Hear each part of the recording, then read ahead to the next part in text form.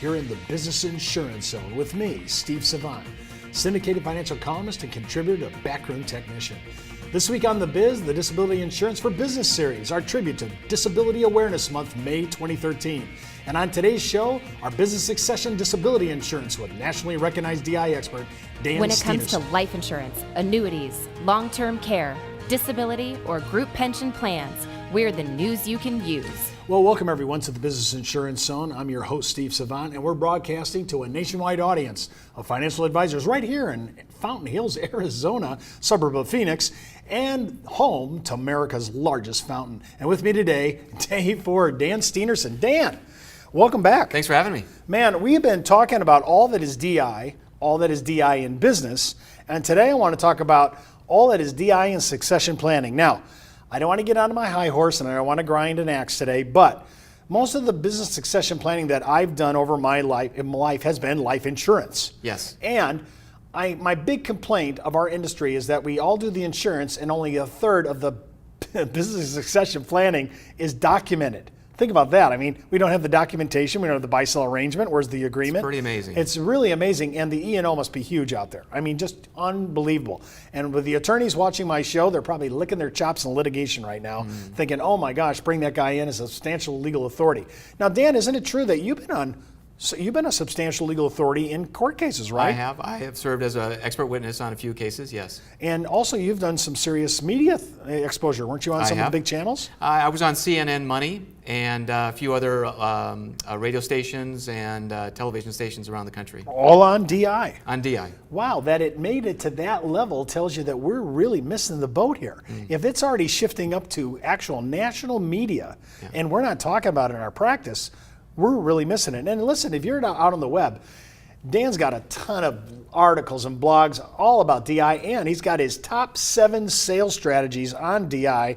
If you say, Steve, I want all those, just go ahead and ask me for it at thebiz.tv. So when you come in there, sign in. Go ahead, when you're done signing, say, I want his top 7. If you want that DI stats, we were all last week were giving it away. Please feel free to ask for that too. Give me those DI stat packs. I love that. Well, we're talking about business succession. So when I think about it, this is the life guy coming out, so Yes, forgive me. sure. I have buy sell, I have cross purchase, I have stock redemption, I have wait and see trust, I have ESOPs. That's how I think the 5 categories. Is there any one of those 5 I say, no, that's not disability? Right. Well, the ESOP, we generally don't get involved with that from a buy-sell standpoint. Okay.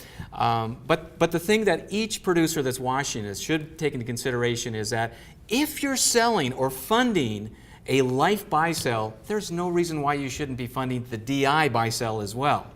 Well, let's just do the stats again. I mean, again, they're replete. When we look at statistics for disability during buyouts and statistics for death during a buyout, the DI stats are overwhelming. Yes. And yet we bypass it. Now I say the reason we bypass it, Dan, is because we look at a DI policy and we freak on the legal language. That's the first thing out of the door. Second of all, I don't know if I can explain all the possible riders, whether it's from residual to COLI to whatever. And number 3, I don't know the value. I don't know how to equate value for those riders. Should I be buying the one, like we talked a couple days ago, the 1 year? No, we're not doing the 2 year, we're just doing the 1 year. My elimination period, my waiting period. It's so confusing, especially to a mortality-driven producer. Sure. So when I'm looking at this, my first question comes, how does any carrier price the value of this for a succession plan? Because in life, I just have to bring out the balance sheet. I do the value, 2 for 1, 3 for 1, whatever it is. I send it to the home office. Is it different? Well, what they're going to take into consideration, number 1 is the age. Number 2 is the occupation. Are you in a risky occupation that's going to increase the premium? Once they establish those 2 items, then there's really a very simple approach to designing a buy-sell product. 3 things. Number 1, what's the waiting period? What's the benefit amount? And what is the benefit period that benefit amount is going to be paid out over? And after that, you're pretty much home free when you're designing a disability buy-sell plan. Well, let's just talk about the first one. Let's talk about, okay, I'm assuming the older the age, not as well then, or better, or? The older the age in DI, the more expensive you're going to pay. And then the other part is occupation. I'm thinking of, well, I'm 55, but I mean, I'm not rock climbing or anything as my occupation. Is it a hazardous job that I'm selling? Is that what they're looking at? That's absolutely right. Very much like individual DI, there's going to be 5 different classifications that their carrier is going to want to put you in. The least risky, the most risky. And based on that, that'll determine or derive the premium. Okay, so let's say I have an occupation that that's not one of the kick out, okay? So I still am in the game. And let's say my age and my ability to pay is okay. Yep. All right, let's just say those two. Now you're saying now I have so many options. Here's why I want to get into this, because I think if you could help us understand these three options, we might be able to sell a lot of this. Waiting period, you said, the benefit amount, Yep. and the benefit duration, the That's time. right. All right, give me a little bit of potpourri on that. Absolutely. Well, let's start with the two easiest ones, and we'll talk about the most complicated. The first easy one is the waiting period. Now, when it comes to buy-sell, there's only really 3 waiting periods. It's a 1 year, it's an 18-month, and it's a 2-year waiting period. And the reason why you might be asking, well, why is there a 1-year waiting period? Well, the reason is because you don't want to be thrown out of your business after 90 days. You want to make sure that you can at least hang on to that asset until you really know that you're not going to be coming back to work. Number 2, it's the benefit period. Couple different formulations there. One would be a 2-year benefit period. So after you've satisfied that 1-year waiting period, the benefits will be paid out over a 2-year period, a 3-year period, a 5-year period, and then lastly, a lump sum. Maybe some of your clients would not want to wait more than 2 years or a year to actually get the full indemnification of what they're insuring. And then, of course, the last item is the benefit amount. And this is really going to vary from company to company and the type of industry that that company is in. For example, a service industry might be 2 times the gross multiple, where a manufacturer might be 3 or 4 times. So each carrier is going to look at that though differently, right? Yes. So once we see the financials, we'll be able to make our real call on what carrier we're going to pivot to make this happen. That's right. See, to me that's an important thing. This is why I have Dan here, because it's not all the same and there's no standardization. When we come back from the break, we're going to continue our discussion on business succession disability insurance, part of our disability insurance with Dan Steenerson. And don't forget to enroll in IULUniversity.com for the best training, education, and sales support when it comes to life insurance for retirement income. You're listening to the insurance industry's #1 resource for products, planning ideas, carrier information, and interviews you can use. When it comes to life insurance, annuities, long-term care, disability, or group pension plans, we're the news you can use. Did you know the average 401k runs out of money just 7 to 8 years into retirement? Time Magazine, the Wall Street Journal, and many other publications have warned of the difficulty of saving with a 401k. But what if there was a way to create tax-free lifetime retirement income with no stock market risk? Good news, there is. Living in fear of the next market dive is not the way I want to live my life. Why would I go out there and take on risk when I don't need to? I have a lot less stress knowing I can't lose any more of my retirement savings in the stock market. Call now to receive your free, no-obligation analysis of what this retirement vehicle could do for you, a comparison to your current retirement plan, and a free video that explains this exciting opportunity. Start planning a retirement you can enjoy instead of worrying about future tax increases and stock market losses. Creating income that will last your entire life is the most important thing you'll ever do. Take control of your future. Call now for your free analysis, comparison, and video. Well, welcome back to the Business Insurance Zone. I'm Steve Savant with Dan Steenerson. And remember, you can order today's materials at thebiz.tv. And while you're out there, hit that top where it says The Biz Blog. And as soon as you click on that, you'll walk in, you'll see that huge banner, Backroom Technician. Click on it and go ahead and access their 30-day free trial offer. I'm telling you, you'll really appreciate it. I've been an author there for a long time, and I want you to look at it. It's the top of the line, needs analysis, sales part. It has a ton of DI stuff, the very things we're talking about. I'm using some of that material right now, and I like it. And if you like it, I think it's $50 a month. It's nothing. It'll pay for itself the first time. I've been using it 22 years for CE filing, shows, retail and wholesale seminars. And remember, because we're talking about tax issues and so forth, always check in with your tax advisor, and if you're FINRA licensed, your broker-dealer compliance officer before using anything on the show with your client. We're talking about business succession DI. Man, I thought I knew business succession. I knew it on the life side. Now we're talking about it on the DI side.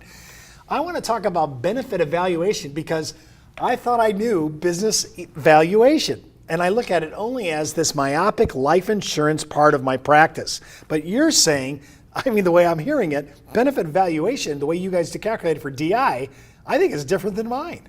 It very well could be, and to take into consideration is the type of company that the business actually is. If it's a service organization, there's going to be less valuation than it would be if it was a manufacturer who has hard assets. The carriers themselves are going to cap out domestically at $2 million, and that's after a 2-year wait. So you see how that plays? The longer the waiting period, the higher the benefit that you can get.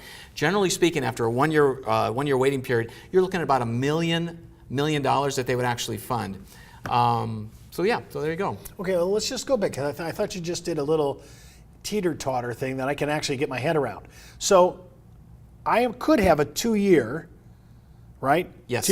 2 million, Yes. right? Yes. Now, the shorter the period, then that number's going to degrade. Maybe like in your say, it's 1 year, 1 million. That's right. And just to be clear, the shorter the waiting period, the lower the benefit. The longer the waiting period, the higher the benefit. And on a DI succession plan, you're saying is it per guy? 2 million is maybe the ceiling? Well, that will be per business. Per business. Right. Okay. So I've noticed that this payout benefit, once we evaluate it, okay, and we take our sheet and we do benefit evaluation. I like that. I wish I had you need to invent this, Dan, a sliding scale, right? As you go out on your elimination period, your number goes down. As you go louder, the actual benefit goes up. I think you should do that. Excellent and put idea. that on an interactive, and remember where you got that when you become famous. All right. You got it from me live on the show, and no, I don't want my competitors doing that. I'm already claiming the right of verbal copyright. So I want to talk to you about this, though. Combination of benefit, how it's paid out. Now, Yes. I guess I didn't know how flexible this was. If I understood you correctly, you can have payments being made, and then it looks like, oh, you're not returning. Looks like pretty sure you're not returning. Then you can get the bulk of it at the end. You also could have the reverse, where you take the bulk of it, but then there's payments out. Talk a little about Sure. why Well- you would take either one or why it would happen in the first place. Absolutely, Steve. And what we see in the marketplace more often than not is what they call a down payment source of funding. So let's say, for example, you have a 1-year waiting period. After that 1-year waiting period has lapsed, a carrier could come in and maybe drop in $250,000 on a $1 million benefit. Then they take the $750,000 and pay it out over a period of time, which could be 2 years, 3 years, or 5 years. So can I repeat? I just want to make sure I'm getting this. So on my $1 million benefit, I get a $250,000 up front. And how long are they going to amortize that? Whatever my benefit period is. Whatever So your benefit period So that you the purchase. residual, $250 subtract, I got $750. That's going to be spread over, let's say I did it over a 60-month period. Right. Now, is that the farthest out pretty much they're Yes. doing? 60 Yes. months, okay, 5 years. All right, so do you ever see the reverse though, where the guy's, he really thinks he's coming back, maybe he does, in his heart of hearts. He loves his business, or he's a workaholic, he just got to be back, he can't stay at home. But he's been taking his disability payments, the payments are coming out. And all of a sudden he makes his decision, I can't come back. The doctor says, you're dreaming. Right. Now you're going to get the residual all in one shot. What triggers that event that I get the rest of it? Well, they generally don't program it that way because that could be a sliding scale, and they need to fix a time or a period in time where they can actually price it. And so if it's got that wiggle room where it's moving back and forth, they can't price it. Okay, so if I was on a buyout and I thought, man, I'm not going to have any problems with this. They're going to give me a number I'll know going in day one. That's right. Okay, so I got my number and it's $1 million, and they said, well, Steve, if you go on DI, we're going to start paying you $50,000. And all of a sudden, how do I go back to the company and say, no, I'm not coming back. I can't come back. Is there something in the contract that actually accelerates to a lump sum? Well, no. Okay. No, there's not. Okay, so whatever your benefit is, it's going to be fixed on a time certain. You'll know exactly. Doesn't matter the condition. Once you go to disability claim, the actual benefit, the way you're describing it, Yes. is in granite. That's right. Okay, I just want That's right. to make sure. Okay, now, what I'm thinking about, we're trying to evaluate the company, and I'm looking at, does it matter to you, because you said ESOPs are off the table. Does it really matter from a DI point of view, from a due diligence point of view, financial point of view, whether it's buy, sell, cross purchase, stock redemption, or wait and see trust? Does it matter that any of those are being used? No, not at all. Not so at all. The it's fact easier for either any of those. the trust would not be a product or excuse me, an entity that they would want to issue Okay. the coverage on. So really, when I think about it, out of the 5 what I call conventional succession planning issues, the wait and see trust would be off the table in ESOPs. Yeah, that's correct. All right, but stock redemption, buy, sell, cross purchase, the same thinking that goes behind mortality life insurance is probably the same for DI. That's exactly right. Right. Well, I've learned something new on the Business Insurance Zone, and I'm supposed to know what I'm talking about. Remember, you can watch all our DI shows this week featuring business disability. It's great on our website, thebiz.tv, and follow me on Twitter, Facebook, LinkedIn, Pinterest, and Google+. That's the Buzz on the Biz for today. You've been in the zone, the Business Insurance Zone. You're listening to the insurance industry's #1 resource for products, planning ideas, carrier information, and interviews you can use. When it comes to life insurance, annuities, long-term care, disability, or group pension plans, we're the news you can use.